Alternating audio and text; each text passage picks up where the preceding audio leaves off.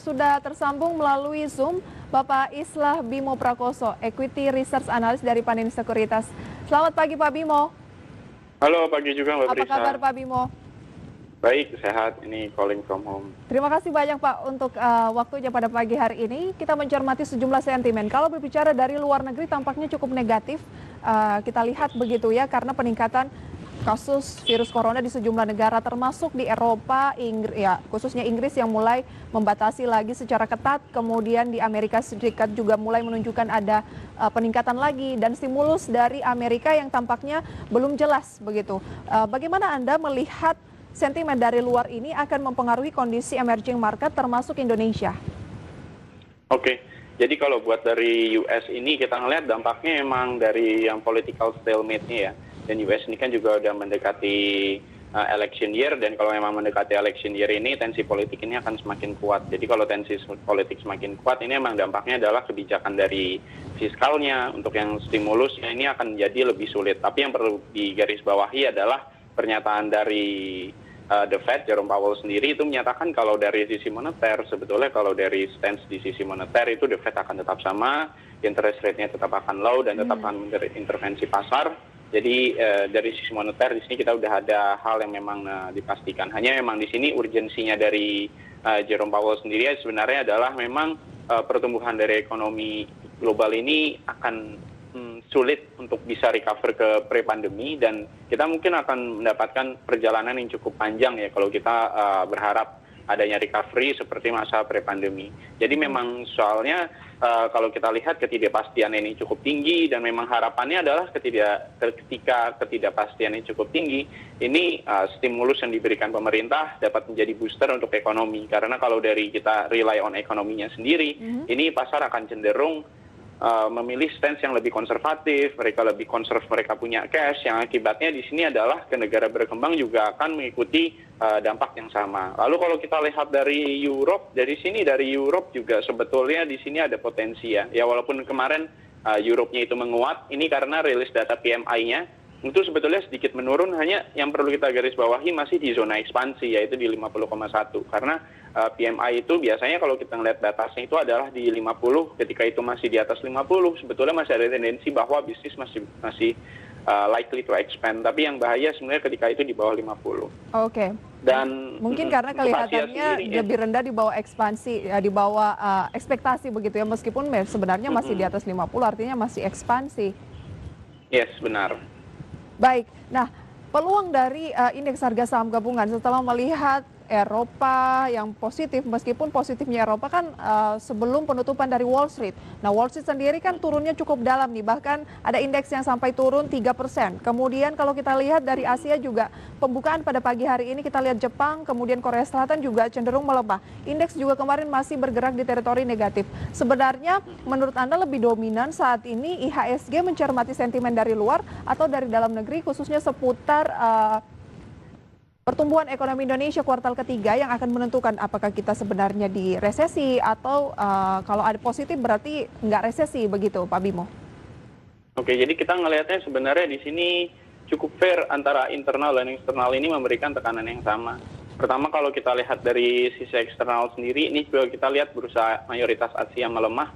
Ini karena melemahnya adalah dari social restriction yang di UK, ini ditakutkan nanti akan dilakukan juga oleh beberapa negara di Eropa. Karena kalau kita lihat beberapa negara di Eropa itu jumlah kasus hariannya itu semakin meningkat, dan di sini yang ditakutkan nanti akan dicontoh oleh beberapa negara Eropa. Makanya di sini kita lihat beberapa bursa di Asia melemah. Dan kalau kita lihat dari Indonesia sendiri, sebetulnya dari domestiknya itu kita ngelihat ada risiko juga. Jadi kalau kita lihat jumlah harian kasus dari COVID-19 ini sudah di angka 4.000 ya.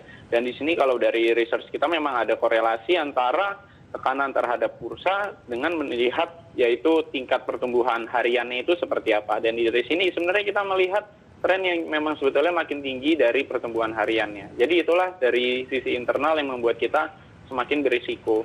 Dan di sini juga kita ngelihat dari asing kemarin juga masih net sell di angka 223 miliar ya kemarin. Betul. Asingnya. Jadi di sini juga ya fair enough kita ngelihat antara eksternal dan internal ini share resiko yang sama sebetulnya, yaitu resiko dari pandeminya. Risiko dari pandemi dan ini tampaknya agak memudarkan kepercayaan investor akan pemulihan ekonomi untuk sementara begitu ya. Benar. Pak Bimo, kemudian proyeksi Anda untuk market saat ini karena kita sudah bergerak lagi di bawah posisi 5.000, tepatnya di 4917 pada penutupan kemarin, kira-kira seperti apa? Support, kemudian juga resisten yang bisa menjadi acuan para investor di rumah.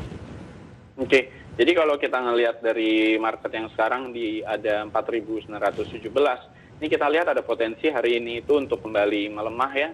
Kembali melemah, kita ngelihat mungkin sampai dites dulu di 4.900, nanti coba turun lagi ke 4.000. Kalau memang harus turun dari 4.900, di sini kita bisa ngelihat dia turun 5 poin lagi, itu ke 4.885. Tapi kalaupun menguat, di sini juga kita ngelihat sebetulnya katalisnya untuk bursa ini menguat, ini cukup minim ya. Karena kalaupun harus menguat, mungkin kita nggak lihat penguatan yang cukup ekstrim, bisa di 4.925.